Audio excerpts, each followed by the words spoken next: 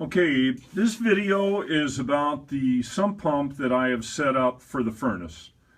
Um, Basically, what I discovered over the years is when I first set up the drain for the furnace, I had a straight shot going outside, and I had a heat tape on it. And to be honest with you, I don't like heat tape. I don't think they're that safe. I mean, you know, I've got everything plugged into a GFI circuit here, but I just don't like it. And not only that, even with the heat tape, in the coldest months, that pipe going out to the outside would freeze up. You know, this is a 90% efficient furnace. So what happens is you know, that furnace has to get rid of its condensate.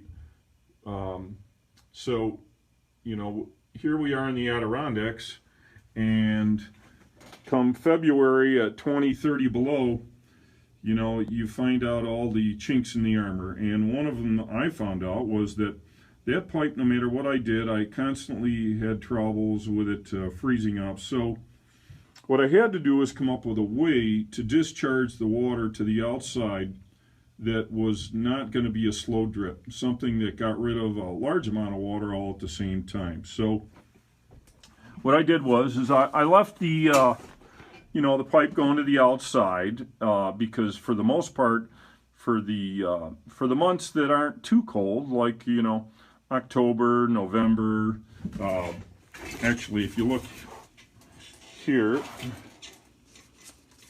I think on the waterline heater it says leave on during October 1st through April 31st. So we'll talk about the waterline heater later, but for anyways, you know, for those months, you know, you know that are not real cold, you know, September, October, you know, March, April, you might need the furnace on, so you don't need it going into the sump area. You can just keep that valve open that's on the right there, and then shut off the one that goes into the pan, and it just goes outside. But, you know, come colder months, you know, let's say you decide, okay, we're going to keep the camp open all year, keep the thermostat at 50, and, you know, leave the furnace running. Well, you know, you're going to have to shut that lever off on the right, and then open up the one on the left, and I'll show you how that's done. It's easy. It's just a quarter turn valve.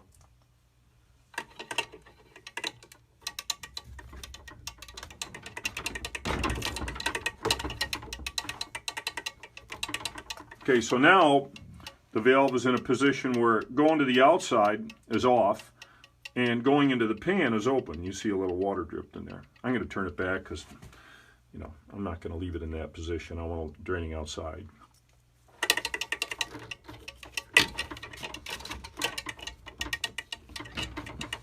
But anyways, and what happens is the condensate will fill this pan to the point where the pump will go on, and then it evacuates it all at once. Okay, so and it works fine, you know. Now in the wintertime, in the coldest months, you know, my worst fear would be, hey, I don't want this pan overflowing and getting the basement wet if this sump pump fails. So, you know, at least once a week I will come down here, and I will make sure that this pan is, you know, emptying the way it should. And if I want to empty it before I leave, I could always just lift the float up in the air about 2 or 3 inches, like so, and it would turn the pump on. Now, right now, it's not plugged in, so the pump didn't turn on. But, you know, and you can hold it up until it gets to the bottom. You know, it's going to start cavitating with air, and you just let go then. But this system works really well, and it's definitely something that I had to have. Otherwise, I was going to run into trouble in those colder months. Now, over on the right there, on the exit tube, that's a one-way valve, and basically all that does is it stops all the water from rushing back down into the reservoir after it's done pumping. You know, you've got, what, 3 foot of vertical pipe there. And if you didn't have that one-way valve, you know, it would just come gushing out back through the pump. And, you know, so the reason I mention that valve is you know, let's say you're not going to stay in the camp all winter, and you want to turn off the heat completely. Well, now you got to worry about everything freezing. So, you know, part of your camp closing list before shutting off the camp before a winter would be to, you know, lift your float, empty this as much as you can, get the rest out with a towel, and then you'd have to loosen the nuts on this valve on the top, you know, just this top nut right here. And then what I do is I take and once I've loosened that, I'll take like a skewer for a shish kebab and stick it down the side of the rubber. Actually, you'd have to loosen this one on the right here. I'm sorry. You know, so loosen that top one, that top screw right on the right there. And then once you've loosened that quite a bit, you know, slip a little wooden stick like a shish kebab skewer down the rubber along the pipe, and what it'll do is it'll allow all that water to escape. You know, you'll have 3 foot of water sitting there, and it'll all come out. And once it all comes out, remove the stick, tighten the nut, and sop up any water you have in the pan, and you know, you're ready for next year. If your pump ever fails, it's really important that you get a pump that has a plastic housing, you know, because this condensate is very acidic, and it will eat up metal quicker than anything. And you're actually better off with a little bit, you know, this is a Flowtech, and you know, it's like a medium cost pump, not low grade, but the plastic pump won't be affected by the acidic condensate as much as a metallic, more expensive pump would be. So, you know, make sure you stick with that if you ever have to replace that. That's important.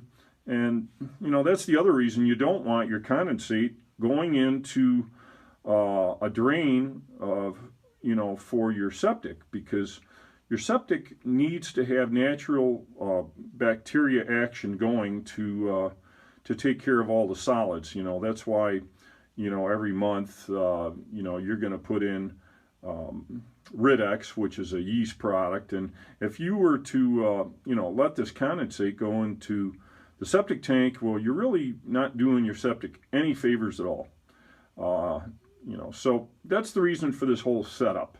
You know, if some plumber friend thinks he's got a better idea, he's probably wrong, because it's, you know, it's just not going to work. You know, you're gonna have frozen pipes going outside, and you know, as far as that heat tape, I never plug that in. You know, that heat tape is always disconnected, and you know, I guess if you felt bored one day, you could take and get rid of the tape and unravel it and throw it out, because I'm just not a big fan of heat tape. Too dangerous. So anyways, that is the condensate pump system, and it works very well.